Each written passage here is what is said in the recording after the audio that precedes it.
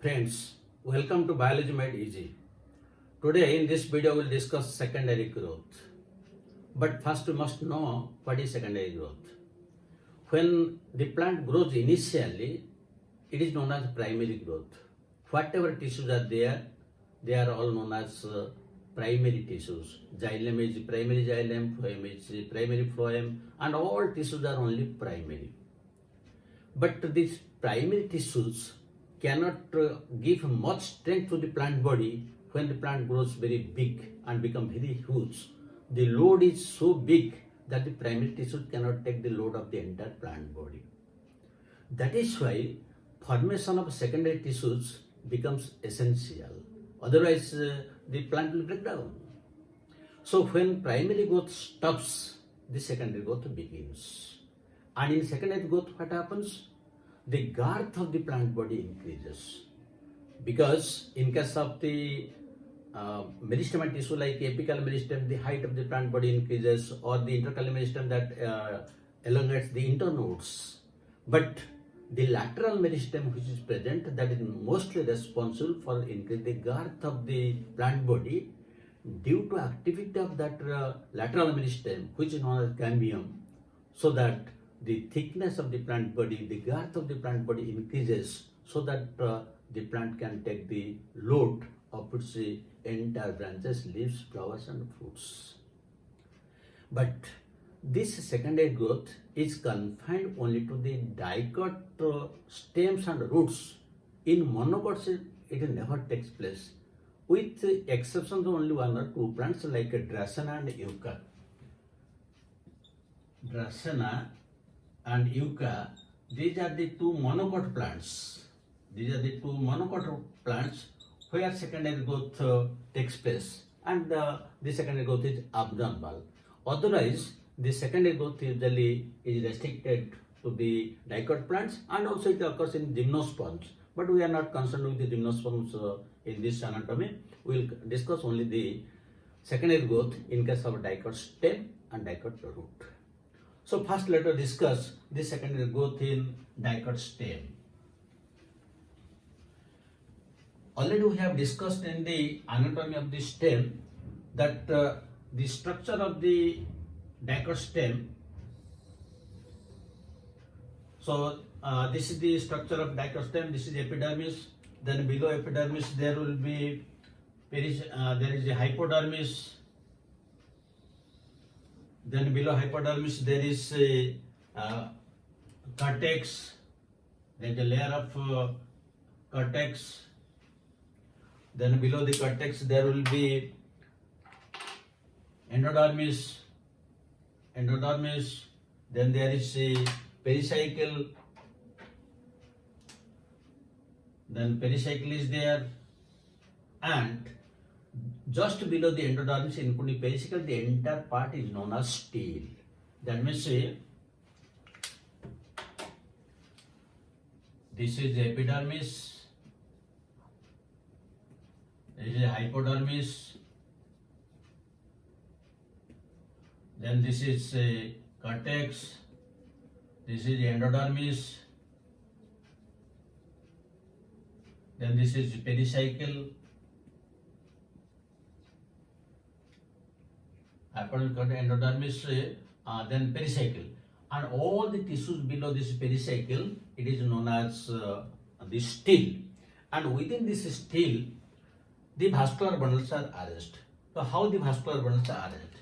Usually in case of dicots, the vascular bundles are arranged in the form of rings, like this. They are arranged in form of rings, and these are the medullary layers, and this is pith, and all are parenchymatous.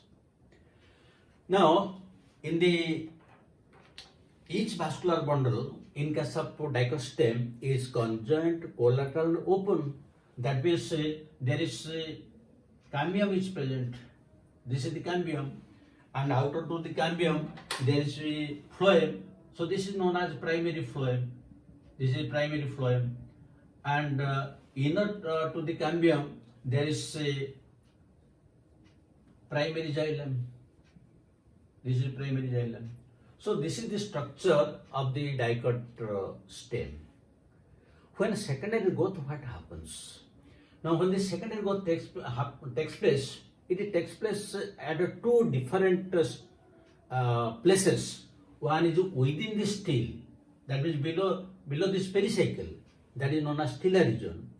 And after that, it takes place outside the stele, that is in the cortical region. So that is known as extrastellar region. But first, we will discuss the secondary growth in the stellar region. We will discuss secondary growth in the stellar region. That means how it is taking place inside the vascular bundles. That we will discuss first.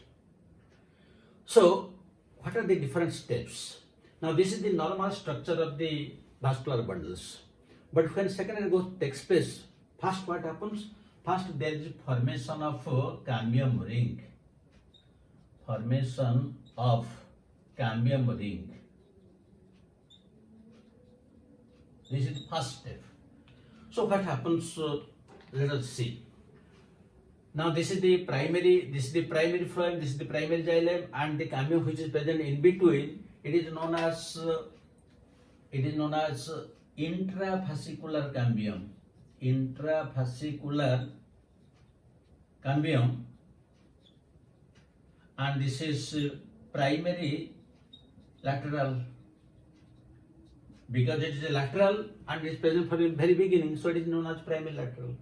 Now, when a secondary growth will start, the tissues which are present in between the two vascular bundles, this is known as medullary res, and is always parenchymatous. Now, the parenchymatous cells of the medullary res, which lie in a line with this intrafascicular cambium, they become active and meristematic as a result of dedifferentiation of these cells. Dedifferentiation. That means the parenchymatous cells present in the medullary res will be dedifferentiated. This is a very important question. They will undergo dedifferentiation. They will undergo dedifferentiation. They will become meristematic, and now a ring of a cambium is formed. So in this ring of cambium, this is intra, but this is known as interfascicular cambium. Interfascicular cambium, and this is secondary lateral meristem. This is secondary lateral because it arises lateral by the process of dedifferentiation. So now the cambium ring has primary as well as secondary meristem, but both are lateral, and now the entire thing gives rise to a ring, and this is known as the cambial ring, or we can call it as a fascicular cambium. This is fascicular cambium, this ring is fascicular cambium, and this fascicular cambium is always single cell in thickness. The thickness is only one cell in thickness. So this is the first step, how the ring is formed by the process of dedifferentiation. Then come to the second step. The second step is activity of cambium ring. Activity of cambium ring. That means how the cambium ring will now give rise to new tissues, because all these are primary tissues, how the secondary tissues will form. Usually the cambium ring, the ring of cambium, it forms a single line of cells, but it has two types of cells. Some are tapering cells and some are isodiametric cells. Isodiametric, so these are the tapering cells. These are known as fusiform initials. These are known as fusiform initials, and these are known as ray initials. The fusiform initials, it usually give rise to secondary xylem and secondary phloem. That means it gives rise to tracheids, vessels, sieve tubes, components, all those things. While the ray initials, it gives rise to secondary rays. That means the xylem rays and phloem rays. So it consists of. Now what will happen? The cells of this cambium ring will divide periclinally. They will divide periclinally. Now what is the meaning of periclinally? Suppose this is one cell. if it will divide like this is periclinal division. But if this divides like this, perpendicular, then it is anticlinal division. So this is periclinal division, while this is anticlinal division. Now, when the cells of this cambium ring will divide periclinally, so naturally one cell will be toward the outer side and the other will be toward the lower side. Those cells which will form toward the lower side, that means towards which the primary xylem is present, they will be differentiated into the tissues of a secondary xylem. While those which will form toward the outer side, they will be differentiated into the secondary phloem. So, if we draw them like this,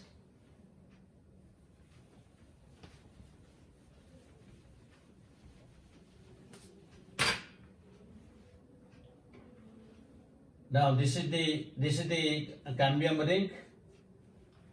Now toward the inner side there will be formation of secondary xylem. That means the secondary xylem will be formed on this side, and the this is the secondary xylem, and the primary xylem, this is the primary xylem. This is the primary xylem, while this is secondary xylem, and this is cambium. Now toward the upper side, there will be formation of secondary phloem, while the primary phloem will be pushed toward the periphery. This is primary phloem. So this is secondary phloem, and this is primary phloem. So on either side of the cambium, there will be formation of new tissue secondary. Toward the inner side of the cambium, there will be secondary xylem, while toward the outer side there will be formation of secondary phloem, so that the primary phloem will be pushed toward the periphery, while the primary xylem will be pushed toward the center. But the formation of the secondary xylem and secondary phloem doesn't take place in equal proportion. Usually the formation of secondary xylem is 8 to 10 times faster than that of the secondary phloem. As a result, there is more formation of secondary xylem toward the inner side and less formation of secondary phloem toward the outer side. So as a result, what will happen? Now, if we will modify this diagram, we will find that this is the secondary, this is secondary xylem, this is secondary xylem, this is also secondary xylem, this is also secondary xylem, and the primary xylem, that is, this is pushed toward the center. When primary xylem is put to the center, it remains there, but initially the pith which is present, that pith is crossed. That means when there is production of secondary xylem, the pith is destroyed, that is crushed, and the center is occupied by only primary xylem surrounded by secondary xylem. So now the entire it becomes a secondary xylem, and the primary xylem is present in the center. Now toward the outer side, there will be formation of secondary phloem. So there will be production of secondary phloem toward the outer side, and the primary phloem that will be pushed toward the outer side. Now from this part, you can expect some questions. Listen very carefully. The newly formed secondary xylem, is toward the just inner to the cambium, while the first formed secondary xylem is towards the center, because this is the cambium ring. The secondary xylem which is formed first, that is pushed to the center, while the recently formed secondary xylem is just below the cambium. Similarly, the newly formed secondary phloem will be just outer to the cambium, while the first formed will be towards the primary phloem. So if a question will be asked, the newly formed or the recently formed secondary xylem is just inner to the cambium, towards the center, just outer to the cambium, or towards the primary phloem, I think you will be able to answer all these questions, because now it is very clear. because the cambium will produce new cells toward the inner side, new secondary cell toward the inner side. So the old one will be pushed toward the center, and always the new one will be towards the cambium only. Similarly, in case of phloem, that will be towards the outer side. This is very often asked in examinations. So it should be very clear. So this is what is the formation of this, how the secondary xylem and secondary phloem are formed. Then this secondary xylem, again, it consists of tracheids, vessels, xylem parenchyma and xylem fiber, and phloem also it consists of the seed tubes, combination cells, and also phloem parenchyma and phloem fibers. But after this, what happens? The third point of our discussion